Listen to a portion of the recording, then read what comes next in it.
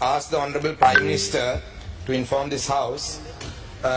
Number one, the total number of political prisoners in the country and the number of camps they are detained in. Number two, why expedited measures have not been taken yet with regard to their release. Number three, the number of lands occupied by the security forces in each district across the country.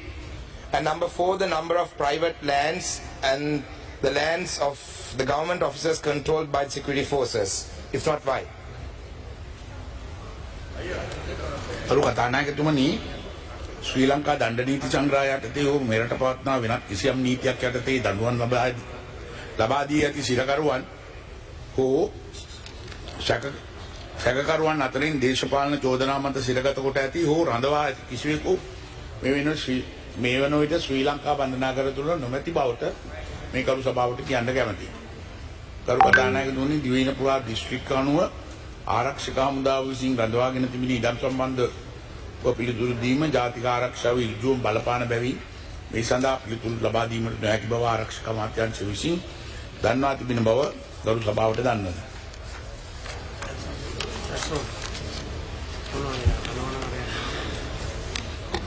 මගේ පළවෙනි අතුරු ප්‍රශ්නේ තමයි, my first question is, Honorable Prime Minister, there are people who have been in custody since the time even before I was born.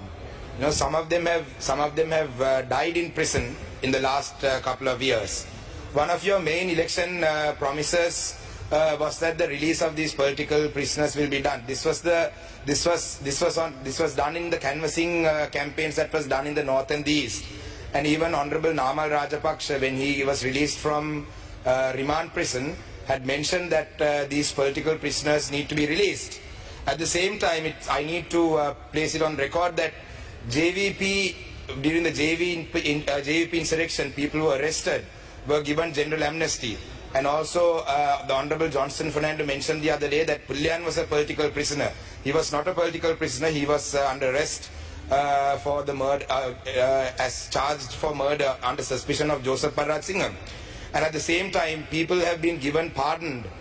Sergeant Sunil Ratnayaka, who was he was charged with murder and sentenced, and he was pardoned. So why aren't these some of these people? These cases haven't still even been filed, right? They are still being held without. They are still being detained without charges being filed. As you may have been aware, we had a campaign called Pottuvil to Polikandi from the 3rd to the 7th last week, and one of the primary requests that were put forward by the people who joined this protest was the release of these political prisoners. And in Kilnochi, there were some people who were relatives of people who had surrendered to the army during the last days of the war in the Wattuwal Palam. And along with them, there were parents of people who were arrested during November 27th last year for posting photos on Facebook. So their genuine concern was that the people who were arrested back in the day and the people who surrendered to the army in 2009, all of them were taken by the armed forces. Likewise, now in November 27th, there were nearly 40 odd youngsters who were arrested for posting photos on Facebook and so on and so forth. And now they are still, no charges have been filed against them as well. So naturally, there is a concern that in a few years, that these boys could also be missing, because these people were arrested. So my question is, why is there two laws? I mean, why is there two laws, one law for different people, and why aren't these cases being expedited? So we can, I mean, sir, you know, as the Prime Minister, I know that you have the capacity to do it, and you are genuinely concerned about these people. I would like to see that as the Prime Minister of this country, that you take some action against this, because you are the only one who can do this. And we have 100% faith in you, and this was the election promise that was put forward. And it wasn't just TNA that's asking for this. The march, the Pottuvil to Polikandi march that happened, nearly 100,000 people joined this, and one of the main slogans, one of the main requests was the political prisoners. Likewise, even with the Easter attacks, there are people who have been detained for almost 2 years with no cases being filed against them. So I would like to, my first question is, so what is happening to them? Are they going to be released, or are they going, because now election has been won, you got 2/3, presidential election was won, these things were used for politics. Are you all going to hold these people in prison just for political mileage, or is there a plan? That's my first question, sir.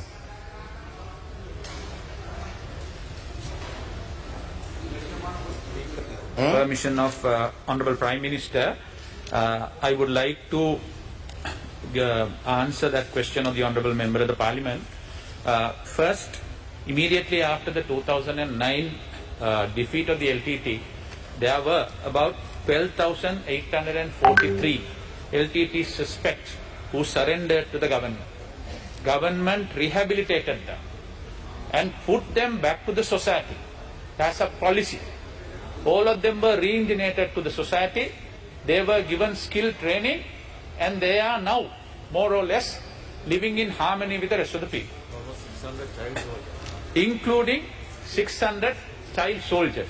So that's the policy of the government throughout that been. As the Honourable Prime Minister very clearly explained, there are no political prisoners in this country detained anywhere.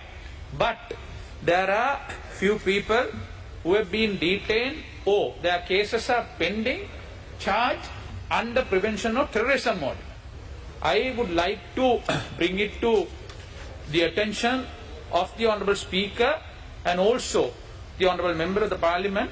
I submitted that list consequent to a question raised by Honourable Suren Raghavan few days ago. I will resubmit that and give you a copy of that. All those people who have been either detained or their cases are pending, for your information. And furthermore, Honourable Member, on the direction of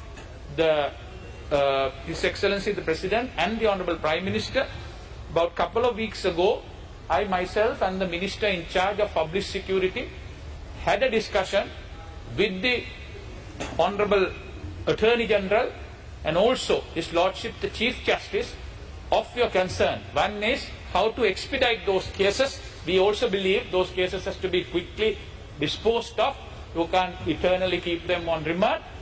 And also to file cases against those there are charges. And therefore, if someone says that we have deliberately kept them behind, it's a very limited number. The charges against them are very, very high and grievous, and also the Honourable Attorney General have been asked to look into those individually. So we will keep you update on the progress to the House and to you, Honourable Member. It's very ironic that the Justice Minister is responding to these questions when the Honourable Justice Minister's own community's issues cannot be resolved by himself and the Prime Minister with the Janasa issue. Please, not your time. So my also one of the grievous concerns, you said that it was very serious concerns that they are detained against. But some of these some of them have been detained most recently for posting photos on Facebook and posting a poem on Facebook. I am very shocked that that's a grievous crime. So I would like to move on to my second question. You know, while we were going through the protest from Pothuil to Poligandi, while we were going through Mullaitivu, Mana, Kilnochi, it was very evident that there were so many military camps. The number of military camps, the Prime Minister has said that he is unable to disclose the information due to security concerns. I understand that.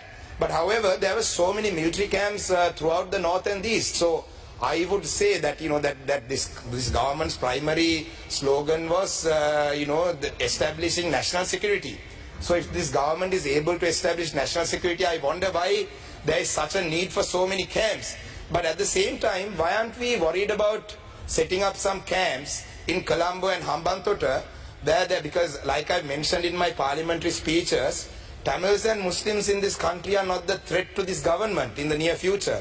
You know, we are giving out plots of land to different countries in the south and in Colombo. So why don't we set up some army camps and, security forces camps around those ports and districts as well? Because like I mentioned earlier, they are the threat for this government in the future. I'm sorry if I'm offending anyone by saying this, but these are all concerns, not just by mine, right? These are not questions that I'm asking for myself. I don't have any family or friends who are political prisoners who are affected by this. Because even in Batiklo district, there are in Kalawanchikudi, even the divisional secretary's office, even the divisional secretariat's office, and also like the irrigation department's office, even those Here, I will ask my question. This house wastes a lot of time on random stuff.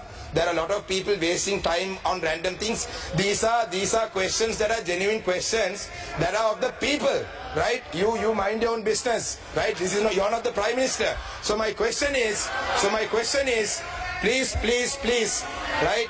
Your people who want to be the Prime Minister of this country can talk. I am asking this question from the Prime Minister. Mr. Surendra is not a Prime Minister. You're not a Prime Minister.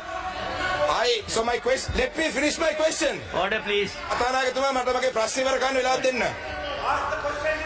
will. Don't waste my time. Don't waste the time of this house.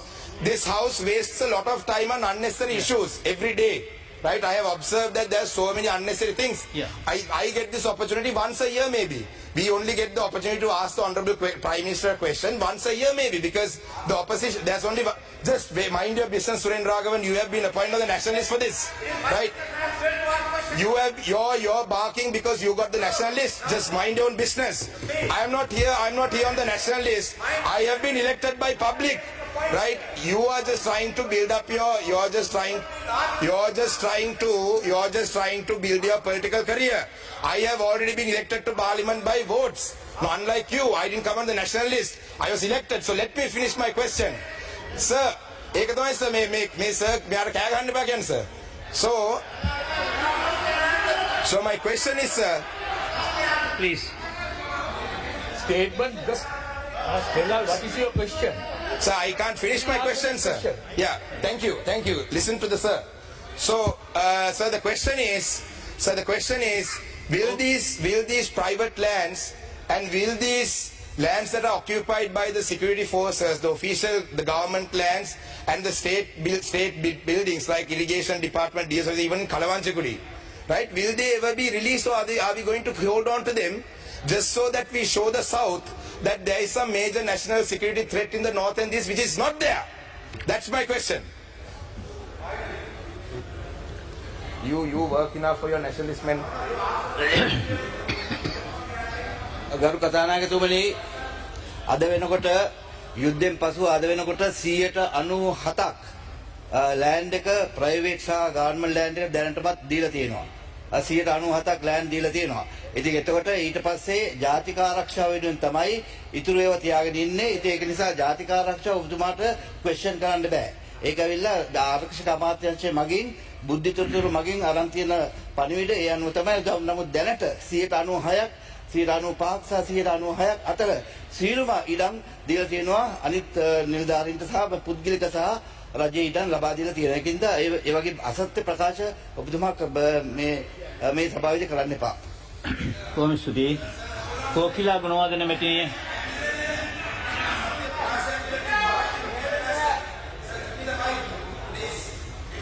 You have finished your questions.